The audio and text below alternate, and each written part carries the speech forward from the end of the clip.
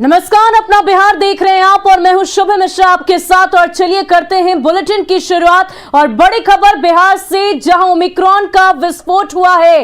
एक साथ 25 मरीज ओमिक्रॉन से संक्रमित पाए गए हैं। आईजीआईएमएस में एक साथ 27 मरीजों में ओमिक्रॉन की पुष्टि की गई है।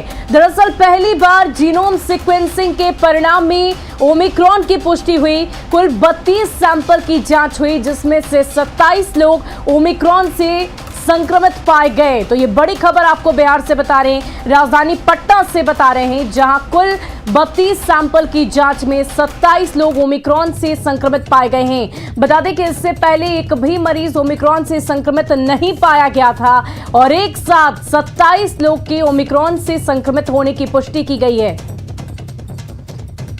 और इस पूरी खबर की अधिक जानकारी के लिए हमारे संवाददाता रजनीश कुमार इस वक्त पटना से हमारे साथ लाइव जुड़ चुके हैं। रजनीश, क्या कुछ जानकारी है? एक साथ 27 कोरोना संक्रमित मरीज ओमिक्रॉन से पाए गए हैं।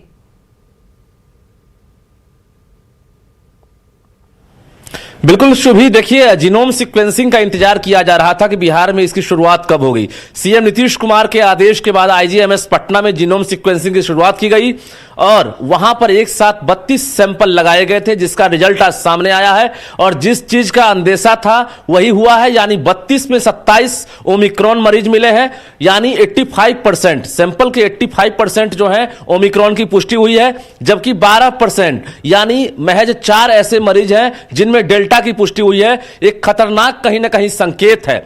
बाकी राज्यों की तुलना में बिहार जो है काफी बेहतर स्थिति में था, क्योंकि यहां पर महज अब तक एक मरीज ऐसे थे जिनमें ओमिक्रॉन की पुष्टि हुई थी। बिहार राहत की सांस ले रहा था, लेकिन जैसे ही जीनोम सीक्वेंसिंग की शुरुआत हुई, रिजल्ट आया, तो बिहार में एक साथ 27 मरीजों के सैंपल का रिजल्ट पॉजिटिव आया है। निश्चित रूप से स्वास्थ्य विभाग के अधिकारी फिर से एक बार अलर्ट हो गए हैं, क्योंकि बाहर से आने वाले जो यात्री हैं, खासकर चाहे रेलवे स्टेशन की बात करें या एयरपोर्ट की बात करें, उन पर विशेष निगाह रखी जा रही है। और एयरपोर्ट पर भी जिस तरह से सैंपल लिए जा रहे हैं, आज से कहा जा रहा है कि बाहर से आने वाले जो यात्री हैं उनके सैंपल्स को अब जीनोम कराया जाएगा, यानी सीक्वेंसिंग कराई जाएगी। तो आज अब 96 ऐसे सैंपल्स हैं जिसको कलेक्ट किया जा रहा है, जो फिलहाल ट्रेवल हिस्ट्री जिनमें दिखाई दी है, उनके सैंपल्स को फिर से जीनोम सीक्वेंसिंग में डाला जाएगा।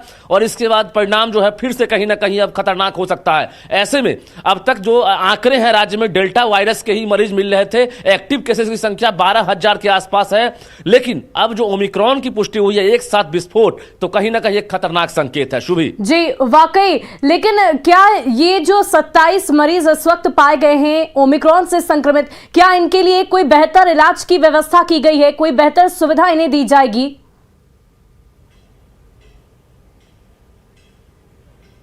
देखिए, तीसरी लहर की जो आशंका जताई जा रही थी, तीसरी लहर ने दस्तक दे दी है। स्वास्थ्य विभाग ने भी पुष्टि कर दी है पहले ही, बाकी राज्यों की रिपोर्ट के मुताबिक। और ओमिक्रॉन वायरस जो है, इसी को लेकर एक तीसरी लहर को लेकर चर्चा थी। और निश्चित रूप से बिहार में जिस तरह से आज 27 मरीज एक साथ पॉजिटिव मिले हैं, हालांकि जो ओमिक्रॉन मरीज हैं उनमें भी लक्षण सेम है। तो सर्दी, खांसी या फिर शरीर में दर्द या हल्की बुखार होना, ये लक्षण है। लेकिन ओमिक्रॉन जो है, जिसको खतरनाक वायरस कहा जाता है, जिसके संक्रमण की क्षमता कई गुना ज्यादा है डेल्टा की तुलना में, तो ऐसे में एक साथ कई मरीज जो है संक्रमित हो सकते हैं। तो सावधानी बरतने की सख्त जरूरत पड़ गई है। जी, बहुत बहुत शुक्रिया रजनीश, हमारे साथ जुड़ने के लिए, तमाम जानकारी के लिए। तो इस वक्त सावधानी और सजगता की बेहद अनिवार्यता है। और चलिए बढ़ते